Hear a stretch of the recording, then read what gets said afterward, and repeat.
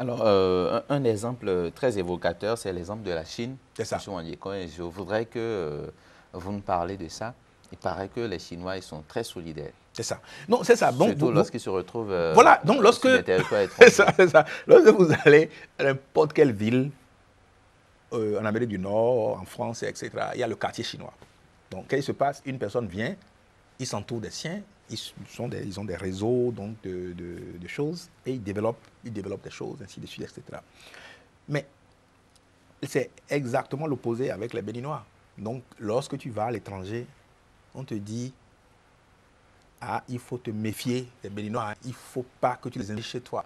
Donc, il y a même certains disent qu'un Béninois plus un Béninois égale moins 2. Donc, avec, alors que le Béninois en question dont tu te méfies, tu ne l'as jamais vu, tu ne le connais pas, tu ne sais pas qui il est, tu ne sais pas si vous avez des choses en commun, si, rien. Mais néanmoins, tu dis déjà là que parce qu'il vient du Bénin comme toi, ça ne va pas marcher.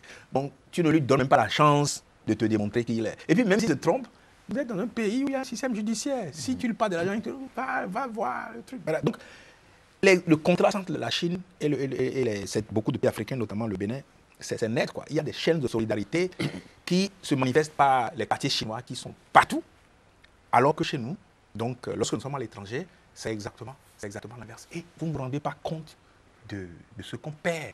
Parce que le développement de la Chine, c'est entre autres à cause de l'investissement des gens de la diaspora d'un peu partout. Ouais. Le développement, par exemple, de l'Israël, donc c'est les universités se développent en Israël parce que les multimillionnaires israéliens qui sont aux États-Unis ont envoyé de l'argent pour créer ça, faire quelque chose chez eux.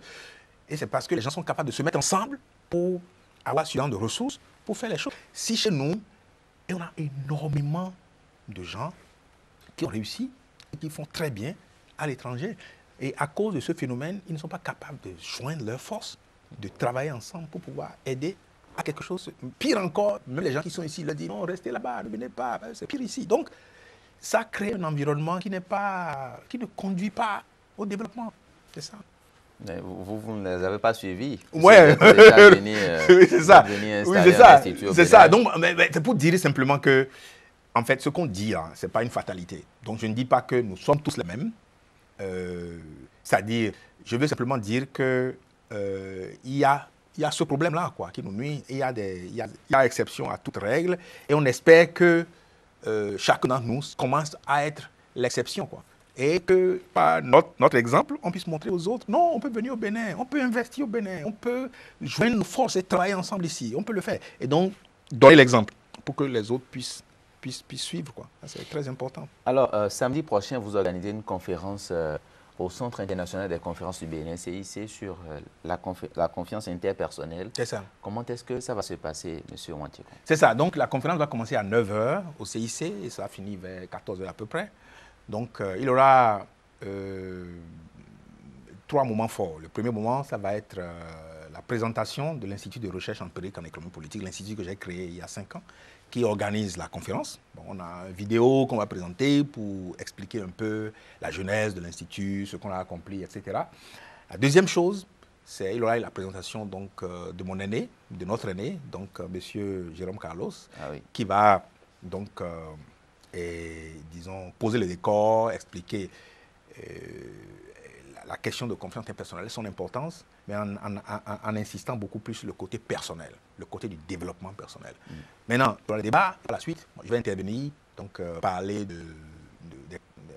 disons, des conséquences. Je vais parler de la manifestation du phénomène ici, au Bénin, parler également des causes, donc donnant davantage de détails sur, par exemple, l'origine de la méfiance qu'est l'esclavage. Et puis, il aura fait parler des conséquences et également des solutions. Il y aura également des débats. Donc, il y aura 3 moments forts. Le premier, l'IREP, la présentation. Le deuxième, c'est la communication de M. Carlos, suivie par la mienne, quoi. Donc, c'est comme ça que ça va se passer. Donc, c'est de 9 h à 14 h au CIC. Samedi prochain. Alors, samedi 17. Quels sont ceux qui peuvent participer à cette conférence débat? Bon, en fait, il y a un certain nombre de... En d'autres termes, les conditions de participation. Oh, tout le monde est invité, hein. Tout le monde est invité. Bon, évidemment, il y a des gens qui ont été... il y a des gens qui ont envoyé des invitations. Donc, les gens des ministères les communautés, les gens des mairies, les profs d'université, les étudiants, et les journalistes, les membres de la société civile. Donc on a distribué une centaine d'invitations, mais en fait, nous serons plus que ravis donc, que les gens qui sont curieux et qui ont le temps et qui veulent participer à ce débat puissent se présenter quoi, et profiter donc, de cet environnement. Parce que nous voulons vraiment que ça porte. C'est-à-dire nous voulons que les gens comprennent que en dehors de l'Union fait la nation, en dehors de ABT, de Yaïboni, tout ça là, il y a aussi autre chose de fondamental dont il faut discuter. C'est ça. Donc, c'est une façon de dire, c'est une façon d'étendre le débat sur le développement du Bénin. Donc, en ne limitant pas ça entièrement à la politique. Voilà. Quelles sont vos attentes au soir de cette conférence débat? Les attentes au soir de cette conférence, c'est qu'il y ait le début d'une prise de conscience de ce problème-là. D'abord, ça nous montre qu'il faut que nos intellectuels, ceux qui travaillent dans le domaine donc, de l'économie, de la politique, de la sociologie, etc., que nous essayons de visiter davantage notre histoire pour voir, en fait, si il n'y a pas, disons, l'héritage historique n'explique pas en partie un certain nombre de difficultés que nous avons. Voilà. Ou carrément, si l'héritage historique n'explique pas un certain nombre d'atouts que nous avons. Parce que, bon, par exemple, le fait que le Bénin était considéré comme un pays latin, ça a aussi des origines historiques. Peut-être parce que, bon, certaines écoles ont été créées depuis le XVIIIe siècle ici. Alors l'arrivée du colon. Oui, ou à cause des missionnaires, et qu'ils ont fait des choses qui ont contribué à ça. Peut-être également, bref, il y a dans notre histoire des éléments tragiques, des éléments positifs, et il faut les identifier. Ça, c'est une chose. La deuxième chose, c'est qu'on comprenne que le développement de l'ensemble du pays, c'est l'addition des développements individuels de chacun. C'est-à-dire, c'est lorsque vous réussissez, je réussis, elle réussit, tout le monde réussit. Si tout le monde avance, le pays avance. Et il y a des comportements individuels qui expliquent ce sous-développement-là. Et il faut qu'on les identifie et il faut qu'on fasse quelque chose. Voilà. Et c'est vraiment le message important. Et comme on appelle, et un élément important, c'est vraiment la question de la confiance interpersonnelle, dont on a un déficit ici, et il faut trouver les moyens de développer ça. Donc, et comme tu l'avais dit tout à l'heure, ce serait intéressant si ce débat quitte le studio ici et passe dans les universités, dans les écoles, dans les administrations. Dans les lieux publics. Dans les lieux publics, c'est ça, pour qu'on se dise, donc, on trouve les moyens donc, de contourner ça. Quoi. Ça, c'est vraiment mon attente, c'est ce que j'aurais vraiment souhaité. Quoi. Que ça devienne un élément central du débat sur le développement chez nous. Nous parlons de la confiance interpersonnelle avec M. Léonard Wantiekon. Il est professeur d'université à l'Université de New York et également directeur de l'IREP, l'Institut de recherche empirique en économie politique.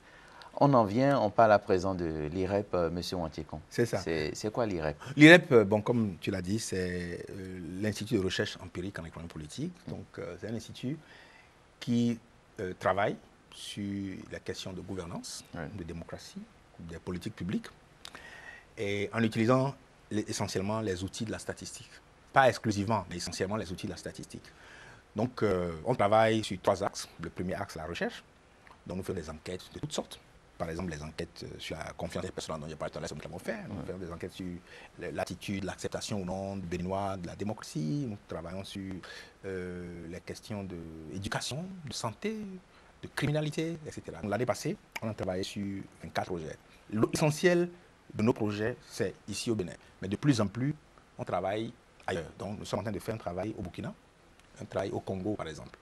Donc, on devient vraiment un institut international sur le plan de recherche. Sur le plan de la formation également. Donc, nous avons un master qu'on appelle master en économie publique et statistique appliquée.